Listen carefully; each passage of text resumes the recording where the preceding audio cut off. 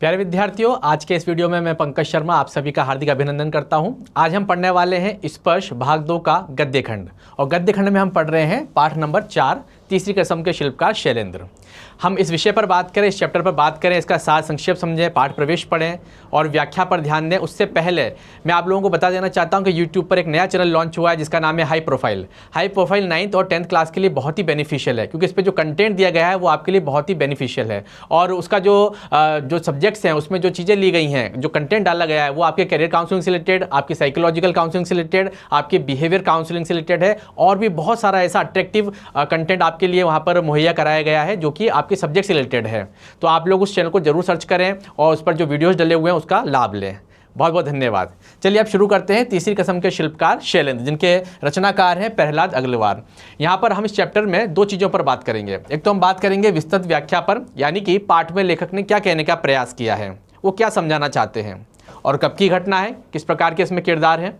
इसके बाद हम बात करेंगे प्रश्नोत्तर पर चर्चा, यानी कि इस पाठ से संबंधित विगत वर्षों में जो महत्वपूर्ण प्रश्न आए उनमें से 2-3 प्रश्न मैंने लिए हैं डिस्कस करने के लिए, ताकि आपको ये बताया जा सके कि प्रश्नों की भाषा कैसी होती है, उसकी शब्द सीमा कैसी होती है और उसे किस प्रकार से लिखा जाता है। तो इस पाठ से संबंधित इन 2 बिंदुओं पर हम लोग चर्चा करेंगे। ठीक है, तो आप लोग तैयार हो जाइए इस वीडियो के लिए। एक रफ कॉपी और पेन लेकर के साथ में बैठिए, क्योंकि अब मैं जो कंटेंट आपको बताने वाला हूं, जो मैं डिस्कस करने वाला हूं, इसे आप पॉइंट्स के रूप में लिखते जाइए। तो आपके पास शॉर्ट नोट्स तैयार होते जाएंगे। जब भी आप इस चैप्टर को पढ़ेंगे तो शॉर्ट नोट से आपको मालूम पड़ जाएगा कि हम लोग क्या पढ़ने वाले हैं। ठीक है, तो चलिए शुरू करते हैं। तीसरी कसम के शिल्पकार शैलेंद्र, रचनाकार प्रहलाद अग्रवाल। सबसे पहले मैं आ रहा हूँ प्यारे बच्चों पाठ प्रवेश पर। कोई भी चैप्टर हो उसको पढ़ने से पहले हमें पाठ प्रवेश जरूर पढ़ना चाहिए, क्योंकि उससे हमें मालूम पड़ जाता है कि उस पाठ के अंदर क्या दिया हुआ है, हम किस विषय पर पढ़ने वाले हैं। ठीक है, तो हम देखते हैं एक बार पाठ प्रवेश क्या है। साल के किसी महीने का शायद ही कोई शुक्रवार ऐसा जाता हो जब कोई ना कोई हिंदी फिल्म सिने पर्दे पर ना पहुंचती हो।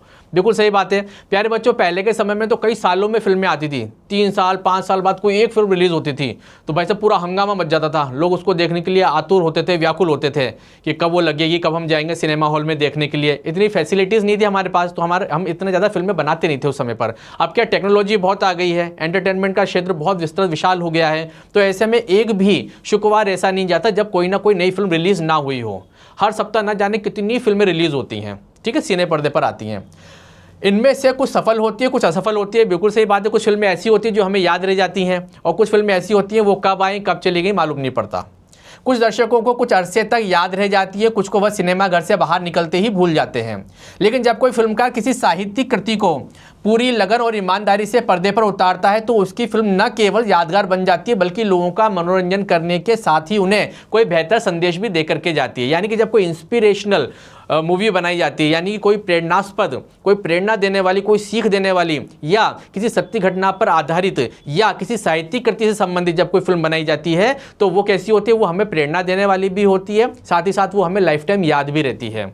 उसकी स्टोरीज हमें याद नहीं करनी पड़ती हैं, वो हमें याद रहती है। जैसे एग्जाम्पल के तौर पर हम देखें, अभी जो कुछ 1-2 साल पहले जो फिल्में आई थी, जैसे मिल्खा सिंह आई थी, मेरी कॉम आई थी, तारे ज़मीन पर आई थी, ये फिल्में कैसी हैं, ये हमें कुछ सिखा कर की गई, ये इंस्पिरेशनल मूवीज़ हैं। ठीक है, तो इस प्रकार की फिल्में जो होती हैं वो हमें कुछ ना कुछ सिखा करके जाती हैं। एक गीतकार के रूप में कई दशकों तक फिल्म क्षेत्र से जुड़े रहे और गीतकार ने जब फणीश्वरनाथ रेणु की अमर कृति तीसरी कसम उर्फ मारे गए गुलफाम को सिने पर्दे पर उतारा तो वह मील का पत्थर सिद्ध हुई। यानी कि जो शैलेंद्र थे उन्होंने क्या किया, उन्होंने एक उपन्यास पढ़ा जिसके लेखक थे फणीश्वरनाथ रेणु। ये ध्यान रखिएगा, वेरी इंपॉर्टेंट चीज़ बता रहा हूँ मैं आपको इस चैप्टर की। फणीश्वरनाथ रेणु की एक रचना पढ़ी थी उन्होंने, जिसका नाम क्या था, जिसका नाम था मारे गए गुलफाम, मारे गए गुलफाम। इसी उपन्यास को, इसी कृति को किसकी, फणीश्वरनाथ रेणु की, इन्होंने एक फिल्म के रूप में उसको कन्वर्ट किया। उसका नाम दिया क्या, तीसरी कसम के शिल्पकार। ठीक है, तीसरी कसम के शिल्पकार, जैसा कि हमने यहाँ पर देखा। समझ आया। तो फणीश्वरनाथ रेणु की रचना पढ़ते हैं शैलेंद्र इतने प्रभावित होते हैं कि वो डिसाइड कर लेते हैं कि मुझे एक फिल्म बनानी है इस कहानी पर आधारित। तो ऐसे में फणीश्वरनाथ की जो कृति थी उसका वास्तविक नाम क्या था, मारे गए गुलफाम। उसको हिंदी भाषा में कन्वर्ट करके और उसको एक अच्छा संवाद के रूप में परिवर्तित करके उसमें अच्छे कैरेक्टर्स को डाल करके उन्होंने एक फिल्म बनाई जिसका नाम रखा उन्होंने तीसरी कसम के शिल्पकार। और वो कैसी सिद्ध हुई, वो मील का पत्थर सिद्ध हुई। मील का पत्थर यानी कि ये बात तो सही है कि अपने दौर में ये फिल्म नहीं चली, लेकिन आज भी कई जो युवा हमारे जाते हैं फिल्मों को किस प्रकार से बनाया था, डायरेक्शन को सीखने के लिए जाते हैं, NSD वगैरह में एडमिशन लेते हैं, वो इस फिल्म को ज़रूर देखते हैं, इसकी बारीकियों को समझते हैं, उनकी सिलेबस का ही पार्ट है। यानी कि बहुत इंपॉर्टेंट मूवी है ये। जिसमें डायलॉग्स, संगीत और इसके अलावा जिस प्रकार से डायरेक्शन दिया गया है वो बहुत ही महत्वपूर्ण है। इसके जो कैरेक्टर है, उनका जो अभिनय है वो भी अद्भुत है, इसलिए ये फिल्म वहाँ पर पढ़ाई जाती है, बार बार दिखाई जाती है। मील का पत्थर हुई है, आज भी इसकी गणना हिंदी की कुछ अमर फिल्मों में की जाती है। अगर हम बॉलीवुड की बात करें, हमारे सिनेमा जगत की बात करें, तो उसमें जो अमर फिल्में हैं जैसे मुगल आजम वगैरह हैं, तो उसी प्रकार से तीसरी कसम का भी एक स्टेटस है, यानी कि ये भी वहाँ पर सम्मान के साथ में याद की जाती है, बच्चों को पढ़ाई और दिखाई जाती है। ठीक है, तो पाठ प्रवेश में ये था। अब इसके आगे देखते हैं, कुछ और इंपॉर्टेंट इन्फॉर्मेशन दी हुई है पाठ प्रवेश में। अगला देखिएगा, इसमें दो चीज़ें जरूर याद रखना, फणेश्वर नाथ रेणु मारे गए गुलफाम का हिंदी वर्जन है क्या, तीसरी कसम के शिल्पकार। नेक्स्ट देखते हैं हम लोग। अगला दिया है, इस फिल्म में न केवल अपने गीत संगीत कहानी की बदौलत शोहरत पाई, शोहरत यानी कि प्रसिद्धि पाई। इस फिल्म की सबसे इंपॉर्टेंट चीज़ क्या थी, इसका गीत संगीत यानी कि जो म्यूजिक दिया गया था, जो गाने लिखे गए थे वो बड़े कमाल के थे। कहानी की बदौलत, कहानी यानी जो स्टोरी थी वो भी बड़ी इंप्रेसिव थी। शोहरत पाई यानी कि सम्मान मिला, प्रसिद्धि मिली। बल्कि इसमें अपने ज़माने के सबसे बड़े शोमैन राज कपूर ने अभिनय किया, यानी कि सिनेमा जगत के जिन्हें शोमैन कहा जाता है, राज कपूर, उन्होंने क्या किया, इसके अंदर अभिनय किया था। और इतना अद्भुत अभिनय किया कि पूरी सिनेमा इंडस्ट्री जो थी वो देखती रहेगी कि इस कलाकार ने जो कैरेक्टर प्ले किया है, ऐसा लगता है जैसे ये राज कपूर ना होकर के वही कैरेक्टर हों। इतना जीवंत उन्होंने यहाँ पर अभिनय किया। राज कपूर ने अपनी फिल्मी जीवन की सबसे बेहतरीन एक्टिंग करके सबको चमत्कृत कर दिया। यानी ये कहने लगे लोग कि अभी तक जितनी भी फिल्में बनाई हैं, जितनी फिल्मों में अभिनय किया है राज कपूर साहब ने, उसमें सबसे बेस्ट अगर देखें तो वो अभिनय मिलता है हमको तीसरी कसम में। फिल्म की हीरोइन वहीदा रहमान ने भी वैसा ही अभिनय किया। तो इसके जो लीड एक्टर थे वो थे राज कपूर जी, और जो इसकी लीड एक्ट्रेस थी, हीरोइन जो थी वो थी वहीदा रहमान जी। और वहीदा रहमान जी उस समय की बहुत ही क्लासिक और बहुत ही प्रसिद्धि प्राप्त एक अभिनेत्री थी, एक्ट्रेस थी। ठीक है, उन्होंने इसके अंदर अभिनय किया। तो ये बड़ी दमदार बात थी कि उस समय के जो सबसे टॉप ग्रेड पर जो चल रहे हैं, टॉप 10 में जो फर्स्ट और सेकेंड रैंक पर चल रहे हैं, उस समय के इसमें एक्टर एक्ट्रेसेस इन्वॉल्व थे, वो लोग यहाँ पर इसमें अभिनय कर रहे थे। इस मायने में एक यादगार फिल्म होने के बावजूद तीसरी कसम को आज इसलिए भी याद किया जाता है क्योंकि इस फिल्म के निर्माण में यह भी उजागर कर दिया कि हिंदी फिल्म जगत में एक सार्थक और उद्देश्यपरक फिल्म बनाना कितना कठिन और जोखिम का काम है। कितनी इंपॉर्टेंट बात कही गई है कि भाई उस समय ये फिल्म बनाई गई, लोगों के समझ में ये नहीं आई, नहीं चल पाई, लेकिन आज के समय में जो इसकी इंपॉर्टेंस है वो बयां करती है कि अगर आप कोई एक ऐसा मनोरंजन तैयार कर रहे हैं, आप कोई ऐसी फिल्म बना रहे हैं जो कि उद्देश्य परक है, लोगों को कुछ सिखाने वाली है, तो उसके साथ में कितना जोखिम जुड़ा होता है। शैलेंद्र ने जब ये फिल्म बनाई तो किस प्रकार की समस्याओं का उन्हें सामना करना पड़ा, किस प्रकार की पीड़ाओं को, किस प्रकार की समाज की दृष्टि को उन्हें झेलना पड़ा, उसके बारे में ये फिल्म वर्णित करती है। इसमें बताया गया है कि फिल्म में अभिनय जिन्होंने किया उनकी क्या स्थिति थी, फिल्म को बनाने वाले ने किस प्रकार से इसके अंदर इन्वेस्टमेंट किया, क्या आउटपुट मिला, है ना, किस तरह का लोगों का रिस्पांस मिला, फिल्म पिट गई या चली, क्या हुआ, वो हम सब आगे पढ़ेंगे। तो यहाँ पर ये बताने की कोशिश की गई कि अगर आप कोई सार्थक, है ना, स्वस्थ मनोरंजन दे रहे हैं, उद्देश्य पर कोई चीज़ बना रहे हैं सोसाइटी के लिए, तो ये बड़ा जोखिम का काम है। पता नहीं उसे सोसाइटी एक्सेप्ट करेगी या नहीं करेगी, या उस समय ना करके कुछ लंबे समय बात करे, जैसे कि अभी इस फिल्म के साथ में हुआ। ठीक, आगे देखते हैं। अब देखिएगा, अब मैं आपका ध्यान आकर्षित कर रहा हूँ याद करने के लिए मुख्य बिंदु, यानी इस चैप्टर को, ये जो इतना बड़ा चैप्टर है 4-5 पेज का, इसको मैंने समराइज किया और किस प्रकार से क्या इसके जो इंपॉर्टेंट पार्ट हैं उनको मैंने निकाला और यहाँ पर कुछ काल्पनिक पॉइंट्स बनाए हैं आप लोगों के लिए। इन पॉइंट्स को आप ज़रूर लिखें, ये पॉइंट्स आपके लिए बहुत बेनिफिशियल होंगे। कब बेनिफिशियल होंगे, जब आप इसको पढ़ने बैठेंगे तो ये पॉइंट्स आपकी कहानी को, इस चैप्टर के अलग अलग जो घटनाएं उन सबको जोड़ने का काम करेंगे। आप करके देखिएगा, आप इन पॉइंट्स को लिख करके जब एक बार एक साथ पढ़ेंगे ना, तो आपको पूरी कहानी एक साथ संजोई हुई मालूम पड़ेगी।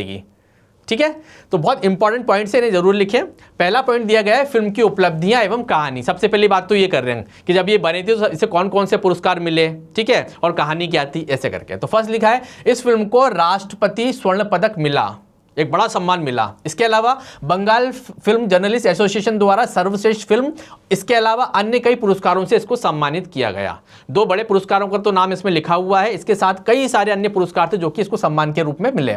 इसके अलावा मॉस्को फिल्म फेस्टिवल में भी फिल्म पुरस्कृत हुई। मॉस्को फिल्म फेस्टिवल यानी विदेश में भी, विदेशियों ने भी जब इस फिल्म को देखा तो उन्होंने भी इसको पुरस्कृत किया, क्योंकि जीवंत फिल्म थी, उद्देश्यपरक फिल्म थी।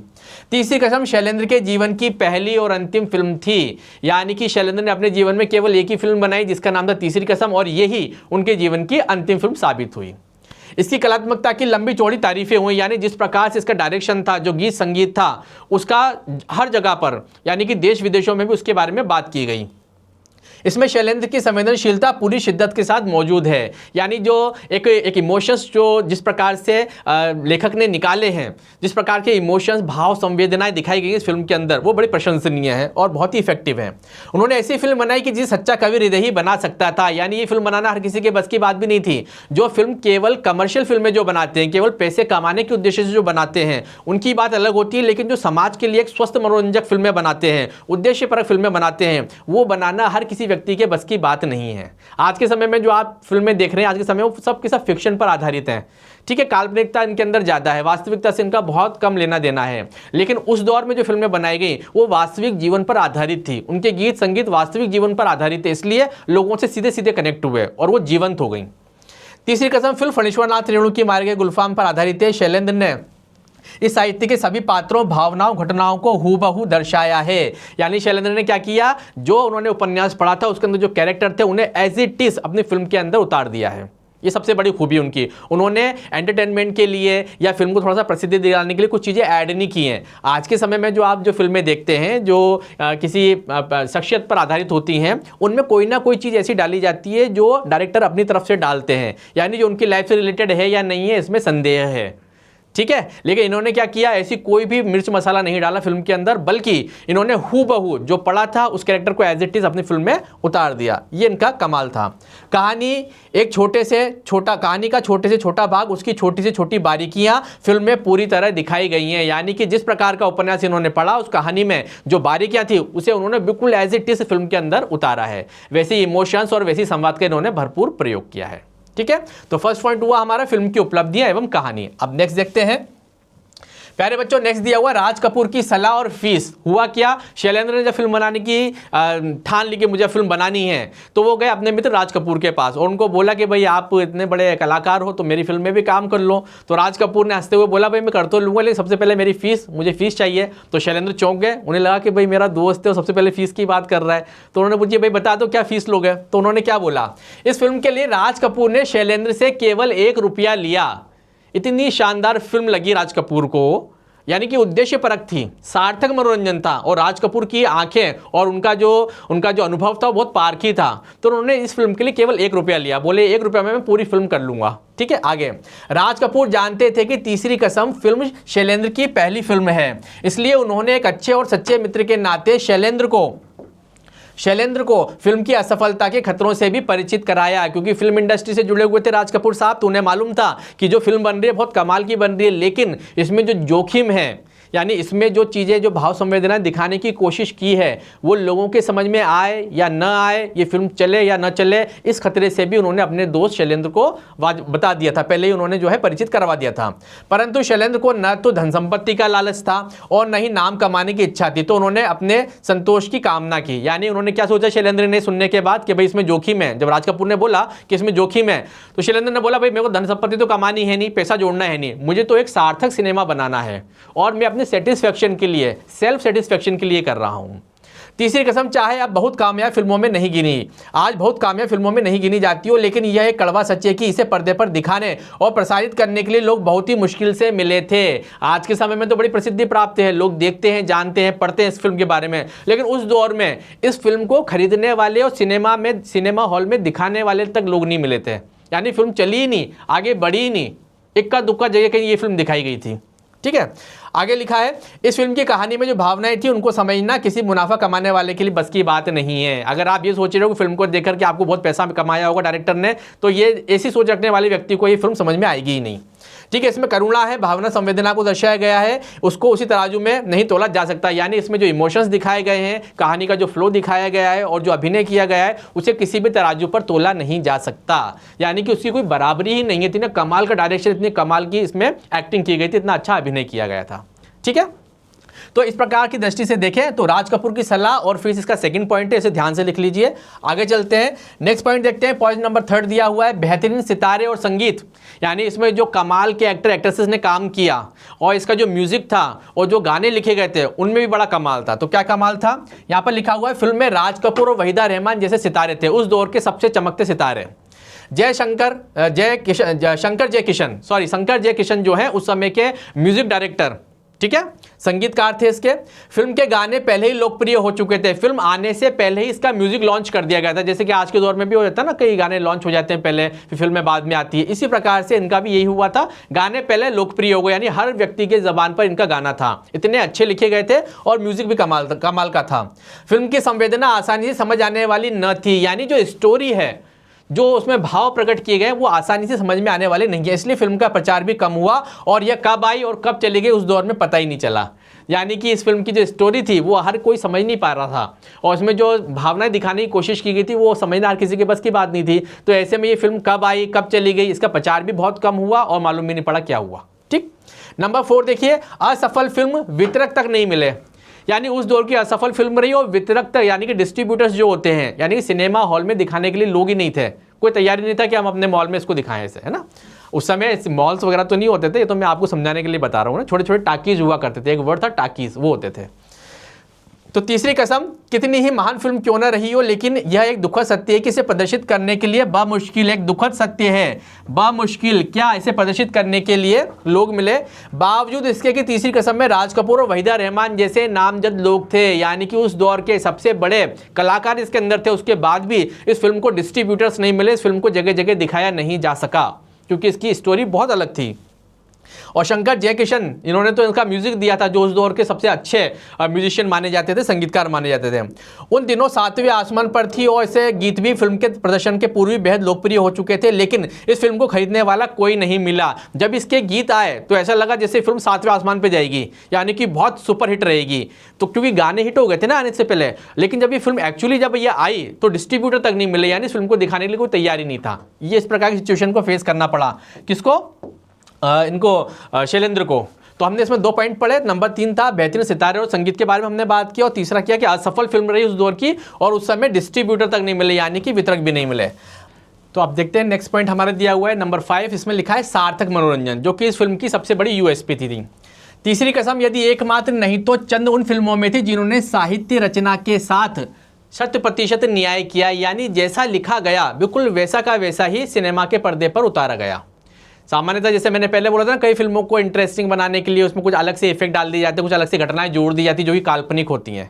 इसमें ऐसा नहीं था, इसमें 100% न्याय किया गया। शैलेंद्र ने दर्शकों की रुचि के आड़ में हमें उन पर उथलेपन को नहीं थोपना, यानी कि शैलेंद्र क्या था, शैलेंद्र का कहना था कि दर्शकों को मनोरंजन देने की आड़ में हमें उनके ऊपर उथलेपन को, यानी हल्का सिनेमा नहीं देना है, हल्का थॉट नहीं देना है। हम पैसे भली से नहीं कमाएंगे, लेकिन ऐसी फिल्म बनाएंगे जिससे हमारे दर्शक कुछ सीखें, उनको कुछ सीखने को मिले।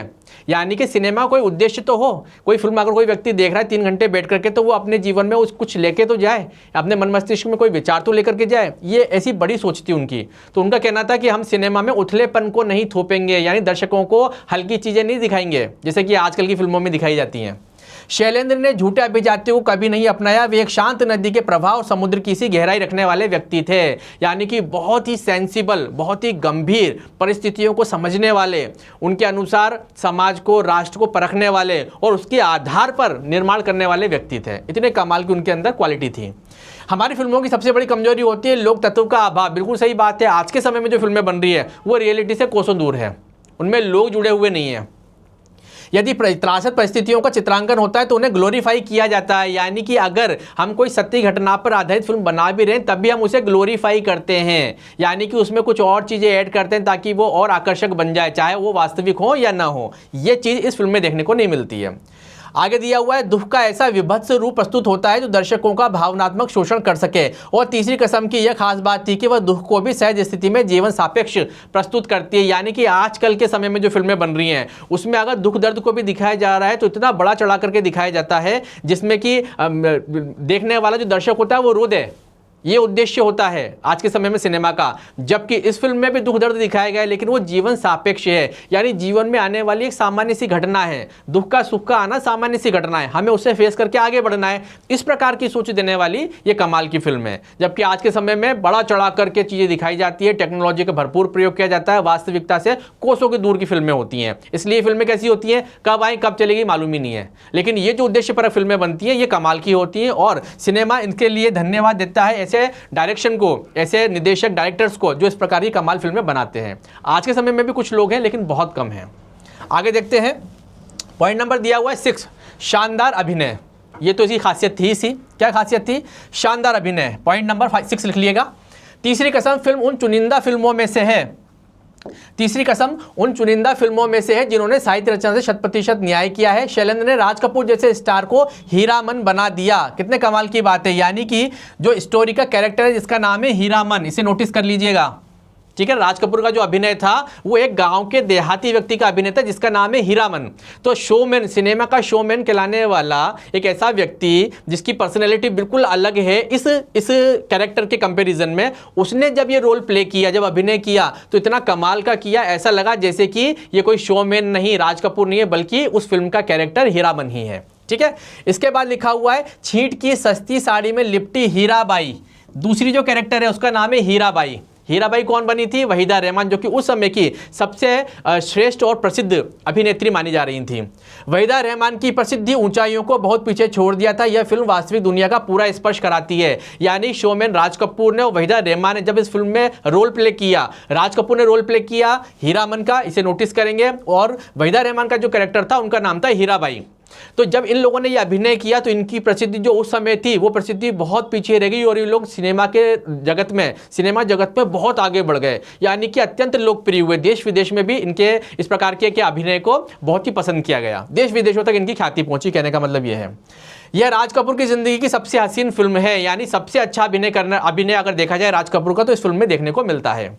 वे इस फिल्म में मासूमियत की चरमोत्कर्ष अवस्था को छूते हैं। मासूमियत यानी ये गांव का देहाती व्यक्ति जिसको समाज की इतनी कोई परख नहीं है, जो बहुत ही सीधा साधा है, उसमें जो मासूमियत है उसका पीक दिखाया गया है। यानी कोई व्यक्ति कितना सीधा सरल सहज हो सकता है, या गांव का व्यक्ति कितना सीधा और सरल सहज होता है, उसके बारे में यहाँ पर बताया गया है।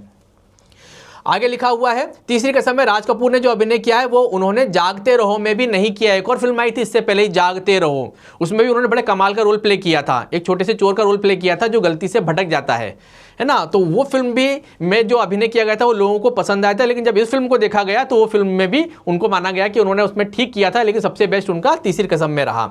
जागते रहो भी उस अभिनय के रूप में देखा जाए तो पीछे रह गई थी। इस फिल्म में ऐसा लगता है बल्कि हीरामन ही बन गए हो। ऐसा लगता है इस फिल्म में राज कपूर ने जो अभिनय किया तो ऐसा लगता है जैसे कि राज कपूर ना होकर के इस फिल्म के कैरेक्टर हीरामन ही बन गए हों। यानी उनकी वेशभूषा, उनके चेहरे के हाव भाव, उनका अभिनय इतना जीवंत, ऐसा लगा जैसे वो कैरेक्टर किताब से निकल के, कैमरे के पीछे से निकल करके वास्तविक रूप में आकर के आपके सामने खड़ा हो गया हो। इतना अद्भुत अभिनय। उन्हें एशिया के सबसे बड़े शोमैन के रूप में जाना जाता है। उनके इस प्रकार की शानदार जानदार फिल्मों के लिए, उद्देश्यपरक फिल्मों के लिए और उनके अभिनय के लिए उन्हें शोमैन के नाम से पूरी दुनिया में जाना जाता है। यानी राज कपूर जैसा बड़ा नाम इस फिल्म के बाद बहुत प्रसिद्धियों में आगे बढ़ा और देश विदेश में भी उनका नाम हुआ। तो ये इस फिल्म की विशेषता थी। तो शानदार अभिनय को याद रखिएगा जिसमें दो कैरेक्टर आते हैं, हीरामन जो कि राज कपूर है और हीराबाई जो कि वहीदा रहमान है। ठीक है, तो यहाँ तक हमें समझ में आया। जो भी हमने इस पॉइंट्स के अंदर पढ़े ने लिखना बड़ा जरूरी, ध्यान रखें। अब हम बात करें महत्वपूर्ण प्रश्नोत्तर पर, यानी कि इस चैप्टर से रिलेटेड विगत वर्षों में जो प्रश्नोत्तर आए उनमें से कुछ प्रश्न हमने यहाँ पर लिए हैं। उनकी भाषा को समझेंगे, शब्द सीमा को समझेंगे और कैसे लिखना चाहिए उस पर बात करेंगे। तो पहला प्रश्न दिया है, फिल्मों में त्रासद स्थितियों को ग्लोरीफाई कर दिया जाता है। यानी कि आज के समय में जो फिल्में बनाई जाती हैं उनको थोड़ा सा अट्रैक्टिव बनाने के लिए, कमर्शियल बनाने के लिए, प्रभावशाली बनाने के लिए घटनाओं को ग्लोरीफाई करते हैं, यानी कि उनमें थोड़ा सा बदलाव कर देते हैं जिनका वास्तविकता से कोई लेना देना नहीं होता। तो देखिएगा इसमें फिल्मों में अगर फिल्म कोई त्रासद अर्थात दुखद परिस्थितियों का वर्णन किया गया है तो उसको बहुत अधिक बड़ा चढ़ाकर प्रस्तुत किया जाता है। आज के समय में छोटी से छोटी घटनाओं को बहुत बड़ा चढ़ा करके फिल्मों में प्रस्तुत किया जाता है। जैसे कि इसमें एग्जाम्पल दिया था सुख और दुख का आना। इस फिल्म को जब आप देखते हैं तो दुखद परिस्थितियों का अभिनय करने वाला जो व्यक्ति है वो बहुत आसानी से लेता है, क्योंकि जीवन में सुख और दुख हमारे एक ही सिक्के के दो पहलू हैं, है ना, हमारे जीवन में साथ साथ चलते हैं। लेकिन आज की जो फिल्में बनती हैं उनमें इसको बड़ा चढ़ा करके दिखाया जाता है। दुख को इस भयानक रूप से प्रस्तुत किया जाता है कि वे लोगों को भावनात्मक रूप से कमजोर कर दे, यानी इमोशनल कर दे। आपने देखा हो कुछ रियलिटी शोज भी जो आते हैं उनमें भी कई प्रकार के इस तरह के कंटेस्टेंट आते हैं जिनको ऐसा बताया जाता है कि बहुत गरीब हैं, बहुत दुखद हैं, है ना, फिर आप उनसे कनेक्ट हो जाते हैं, फिर आप उनको वोट देने लगते हैं। तो ये क्या होता है, ये टीआरपी बढ़ाने के लिए, यानी मनोरंजन के माध्यम से आपको इमोशनल किया गया और आपसे पैसे ऐंठ लिए गए, ये उद्देश्य होता है इन रियलिटी शो का। तो यहाँ पर क्या है, आज के समय में भी यही किया जाता है। ठीक है, लेकिन ये फिल्म उनसे अलग थी, तो लोगों का भावनात्मक रूप से कमजोर कर सके और लोग ज़्यादा से ज़्यादा फिल्मों की ओर आकर्षित हों। यानी कि इतना दुख अगर जरा सा भी तो इतना बड़ा चढ़ा करके दिखाया जाए कि लोग उससे इमोशनल हो जाएं, बाहर जाकर के माउथ पब्लिसिटी हो, लोग ज़्यादा से ज़्यादा इसको देखने के लिए आएँ। ठीक है, तो इस प्रकार की त्रासद स्थितियों को आपकी भावनाओं से खिलवाड़ करके या कहीं आपको इमोशनल करके आपसे लाभ लेने का उद्देश्य है, इसीलिए आज की फिल्मों को ग्लोरीफाई किया जाता है। ठीक। क्वेश्चन नंबर 2, शैलेंद्र ने राज कपूर की भावनाओं को शब्द दिए हैं। राज कपूर ने जो एक्सप्रेशन दिए, जो जीवंत अभिनय किया, उसको शब्द दिए किसने? शैलेंद्र ने। इस कथन से आप क्या समझते हैं, स्पष्ट कीजिए। यानी कि चैप्टर में से एक लाइन उठाई गई है। अब इसका आंसर देखिए। राज कपूर को एशिया के बड़े शोमैन का खिताब मिला हुआ है, बिल्कुल ठीक है, सबसे बड़े कलाकार के रूप में उन्हें जाना जाता है। वे अपनी आंखों से अभिनय करने और अपनी आंखों से ही भावनाओं को दिखाने में माहिर हैं। उनके चेहरे पे जो एक्सप्रेशन आते हैं, उनकी आंखें जब बोलती हैं तो वो लोगों को सीधा सीधा कनेक्ट करती हैं, यानी कि उनका अभिनय बहुत जीवंत होता है। इसके विपरीत शैलेंद्र एक उम्दा गीतकार हैं। और शैलेंद्र की बात करें, शैलेंद्र और राज कपूर दो अलग अलग पर्सनैलिटी हैं। एक हाव भाव को दिखाता है अपने एक्सप्रेशन से, एक हाव भाव को दिखाता है अपने शब्दों से। तो यहाँ पर हम शैलेंद्र की बात करें तो एक उम्दा गीतकार यानी कि अच्छे गीतकार हैं, जो भावनाओं को कविता का रूप देने में माहिर हैं। यानी ये शब्द, भावनाओं को शब्द में पिरोने में माहिर हैं और वो भावनाओं को एक्सप्रेशन यानी भाव भंगिमाओं में पिरोने में माहिर हैं। दो अलग अलग क्षेत्र के व्यक्ति। शैलेंद्र ने राज कपूर की भावनाओं को अपनी कविता और फिल्म की कहानी में शब्द रूप दिए और राज कपूर ने भी उनको बड़ी खूबी से निभाया है। यानी इन दोनों का कॉम्बिनेशन डेडली कॉम्बिनेशन था। एक अपनी भावनाओं को शब्दों में उतारता था, दूसरा व्यक्ति उन शब्दों को लेकर के अपने एक्सप्रेशन के माध्यम से लोगों तक भावों को पहुंचाता था। तो ये इन दोनों की कमाल था और इन दोनों की साझेदारी थी, जिसके माध्यम से जो इनका अभिनय हुआ वो बड़ा जीवंत और बहुत शानदार हुआ। ठीक, आगे देखते हैं। क्वेश्चन नंबर 3 देखिए। श्री 420 के गाने, एक एग्जाम्पल दिया हुआ है। राज कपूर की फिल्म थी श्री 420, ठीक है ना, जो उसी एरा की फिल्म थी और बहुत सुपरहिट फिल्म थी, आज भी उसके गाने बड़े मशहूर हैं। तो उसमें एक गाना था, प्यार हुआ इकरार हुआ, इस प्रकार से। तो उसमें एक गीत में एक लाइन आती है, रातें दशों दिशाओं से कहेंगी अपनी कहानियाँ। ये एक छोटी सी लाइन आती है उस गीत के अंदर। पर संगीतकार जय किशन ने आपत्ति क्यों की? इस फिल्म के संगीतकार कौन थे, म्यूजिशियन कौन थे? वो थे जय किशन। और जय किशन भी कैसे कोई साधारण म्यूजिक नहीं, किसने कुछ भी लिख दिया और हमने बना दिया, ऐसा नहीं था। बहुत काट के छांट के और बहुत सेलेक्टिव पीस को लिया जाता था और फिर उसकी धुन बनाई जाती थी। तो यहाँ पर जब उन्होंने ये लाइन सुनी तो उनको थोड़ा ठीक नहीं लगा, क्योंकि उनका मानना था कि दिशाएं तो 4 होती हैं, लोग 10 दिशाएं कैसे समझेंगे। आंसर देखिएगा। श्री 420 के गीत रातें दशों दिशाओं से कहेंगी अपनी कहानियां पर संगीतकार जय किशन ने आपत्ति की। उन्होंने मना किया कि 10 दिशाएं मत डालो, 4 दिशाएं समझ में आती हैं, क्योंकि उनका मानना था कि दर्शकों को 4 दिशाएं तो समझ में आती है, परंतु दर्शक 10 दिशाओं को समझने में परेशान हो सकते हैं। उन्हें मालूम नहीं पड़ेगा सामान्यतः कि 10 दिशाएं होती कौन सी हैं। सामान्यतः दिशाएं 4 ही कही जाती है और संगीतकार जय किशन भी 4 दिशाओं का ही प्रयोग करवाना चाहते थे। यानी फिल्म जब बन रही थी, इसका संगीत जब बन रहा था, तो उस समय पर संगीतकार भी इतने अलर्ट थे, इतने सजग थे कि वो एक एक शब्द को समझ रहे थे, एक एक शब्द को जान रहे थे और उसके आधार पर धुन का निर्माण कर रहे थे। तो उन्होंने यहाँ पर आपत्ति जताई थी कि इस लाइन में 10 दिशाएं मत बोलो, इन 2 शब्द को हटाओ, 4 दिशाएं बोलो, ताकि लोग आसानी से समझ सकें। ठीक है, एग्जाम्पल दिया हुआ श्री 420 का गाना, ही ध्यान रखिएगा। लास्ट क्वेश्चन देखिए, नंबर 4। वह तो एक आदर्शवादी भावुक कवि था जिसे अपार संपत्ति और यश तक की इतनी कामना नहीं थी जितनी आत्मसंतुष्टि के सुख की अभिलाषा थी। शानदार लाइन ली गई है, चैप्टर में से ली गई है ये। क्या बताया किसके बारे में बात हो रही है? शैलेंद्र के बारे में। उन्होंने ऐसा सिनेमा बनाया जिसका उद्देश्य पैसे कमाना नहीं था। उन्होंने कोई कमर्शियल फिल्म नहीं बनाई, उन्होंने बनाई उद्देश्यपरक फिल्म, यानी ऐसी फिल्म जिसको लोग जब देख करके जाएं तो वो उससे कुछ सीखें, उनके जीवन में कुछ बदलाव आए, कुछ प्रश्न उनके मन में उठें जिनके उत्तर वो ढूंढना शुरू करें। आशय स्पष्ट कीजिए, आंसर देखते हैं। जब राज कपूर ने एक अच्छे और सच्चे मित्र के नाते शैलेंद्र को फिल्म की असफलता के खतरों के बारे में परिचित कराया, तब शैलेंद्र ने उनकी बात नहीं मानी। राज कपूर और शैलेंद्र दोस्त थे, तो राज कपूर ने बताया फिल्म तो अच्छी है लेकिन चलेगी बहुत मुश्किल है, क्योंकि ये बहुत सेंसिटिव फिल्म है, हर कोई समझ नहीं पाएगा स्टोरी क्या है। लेकिन शैलेंद्र ने बोला कि मैं तो बनाऊंगा। उन्होंने मना कर दिया साफ कि नहीं, मैं कैंसिल नहीं करूंगा, इस प्रोजेक्ट पर मैं काम करूंगा। क्योंकि शैलेंद्र एक भावनात्मक कवि थे, यानी उनके अंदर इमोशंस बहुत थे और वो इमोशंस को एक्सप्रेस करना चाहते थे। कहाँ तक? लोगों तक, दर्शकों तक। ठीक है, जिसको न तो अधिक धन संपत्ति का लालच था, ना ही नाम कमाने की इच्छा। सबसे बड़ी क्वालिटी क्या थी? ना तो उन्हें इस फिल्म से पैसे कमाने का उद्देश्य था कि मैं पैसे बहुत कमा लूंगा इस फिल्म से, चल जाएगी तो, या मुझे प्रसिद्धि मिल जाएगी, ऐसा उनका कोई उद्देश्य नहीं था। उनका केवल एक उद्देश्य था, वो था आत्मसंतुष्टि यानी सेल्फ सेटिस्फेक्शन। तो यहाँ पर लिखा है उनको पैसे कमाने की इच्छा नहीं थी, नाम कमाने की इच्छा नहीं थी, उसे तो केवल अपने आप में संतोष की कामना थी, यानी उनको सेल्फ सेटिस्फेक्शन चाहिए था।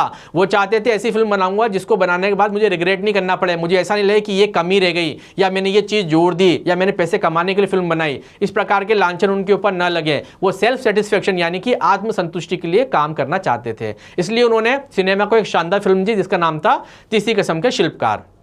ठीक है, तो ये इंपॉर्टेंट पॉइंट है, इनको ध्यान से लिखें, इन क्वेश्चंस को ध्यान से देखें। और इसी के साथ हमारे चैप्टर खत्म होता है। तीसरी कसम के शिल्पकार शैलेंद्र की रचना है और उनकी फिल्म है जो किस पर बनी है, फणीश्वर नाथ रेणु के द्वारा लिखे गए उपन्यास मारे गए गुलफाम पर। इसके हीरो कौन है? इसके हीरो है राज कपूर जिन्होंने कैरेक्टर प्ले किया है हीरामन का। इसकी हीरोइन है वहीदा रहमान जिन्होंने कैरेक्टर प्ले किया है हीराबाई का। और एक शानदार फिल्म है, इसे आप देख भी सकते हैं यूट्यूब पर। ठीक है, तो इसी के साथ हमारा ये चैप्टर समाप्त होता है। यहाँ पर इसको आप ध्यान से पढ़ें, इसकी व्याख्या पर हमने बात की है, इसके प्रश्नोत्तर पर हमने बात की है, और नोटिस करते जाएं। जो जो भी इंपॉर्टेंट लाइनें मैं बोलता हूँ, जो पॉइंट्स मैं आपको बताता हूँ, वो आप लिखते जाएं, आपके लिए बहुत बेनिफिशियल होंगे।